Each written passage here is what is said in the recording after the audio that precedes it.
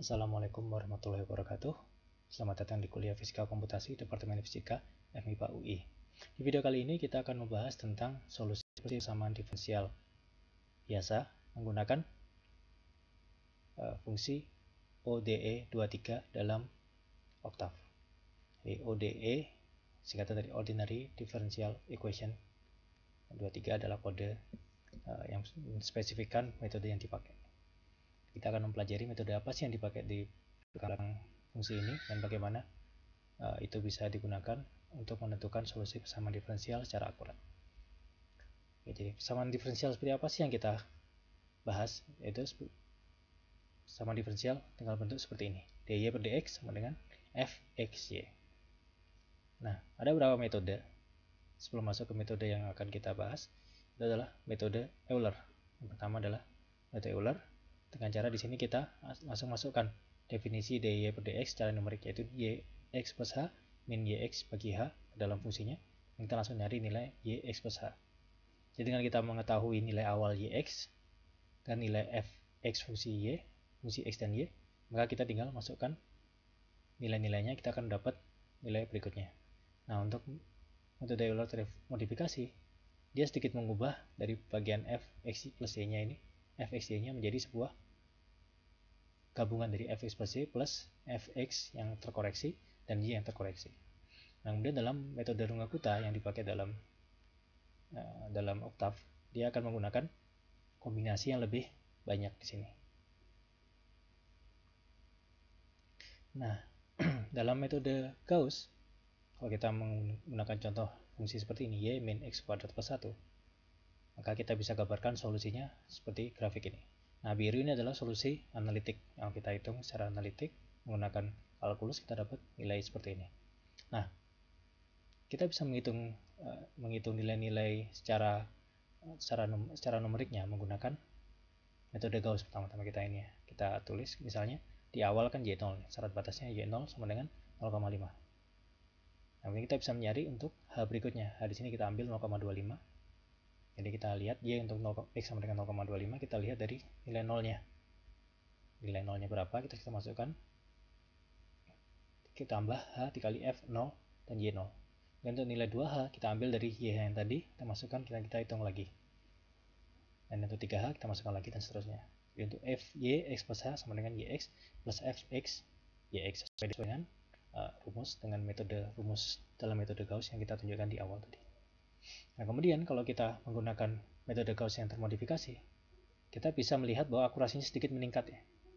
Tadi yang di awal adalah O, ini yang bulat-bulat ini, sekarang jadi XX ini.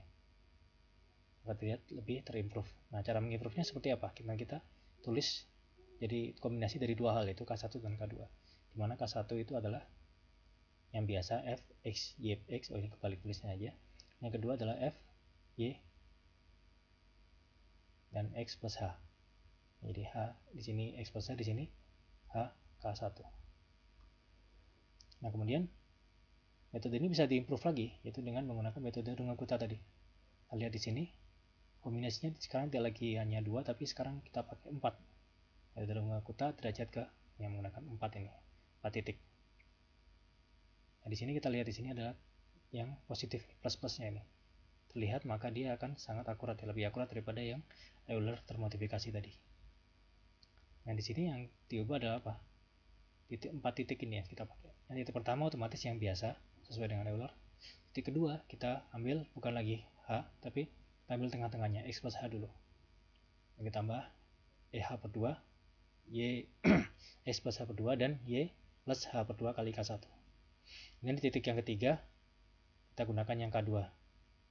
Di titik keempat kita ambil yang full, X plus H dan YX plus H dari K3. Jadi di sini metode implisit yang menggunakan nilai-nilai sebelumnya. K1 dipakai lagi di K2, K2 dipakai lagi di K3, K3 dipakai di K4. Nah, kalau kita analisa secara ekspansi Taylor, maka kita lihat bahwa di sini kita bisa melihat itu akurasinya, ketepatan makin menurun. Akurasinya meningkat dan ketepatan makin menurun. Dan dalam metode dalam oktav kita bisa merangkum ini ya, pembahasan kita menggunakan fungsi di oktav. Itu yang pertama-tama ya, sebelum itu adalah kalau kita menggunakan metode Euler, kita bisa menulis y x plus h sama dengan y x plus h fxy. Dan untuk Euler termodifikasi, kita ubah fxy-nya menjadi kombinasi dari dua titik. K1 sama dengan itu, x, yx, dan K2, x plus h, yx plus h K1. Dan untuk Runge Kutta, di sini kita pakai 4 titik dengan bobot masing-masing 2, 1, 2, 2, 1. Yang K2 dan K3 adalah nilai untuk yang H per 2, X H per 2, dan Y H per 2 kali K sebelumnya, dikali K sebelumnya. Dan yang keempat, maka X plus H dan YX plus H K3. Nah, metode ini bisa digunakan, metode ini diaplikasikan dalam Octave menggunakan fungsi ODE 23. Yang kita perlu hati-hati, ada banyak ODE ya. Di solusi di Octave ada beberapa jenis fungsi, ada LSODE, ada ODE 45. Tapi yang spesifik menggunakan metode Runge Kutta seperti ini, di tempatnya adaptif Runge Kutta, itu adalah yang ODE 23. Sini kita definisikan F-nya dulu. F sama dengan add X, Y, jadi dua variabel X dan Y. Dan Y minus X dot pangkat 2. Nah, ini supaya elemen wise, karena kita menganggap dia konstan. Plus 1. Kemudian F masuk ke sini, ke input yang pertama. Input yang kedua ini adalah 0 dan 2. Itu adalah batas dimana kita ingin menghitung nilainya. Jadi batas bawahnya 0, batas awal, kemudian akhir 2. Kemudian di sini adalah 0,5 adalah berapa syarat awalnya, nilai Y awalnya berapa. Yang kita plot.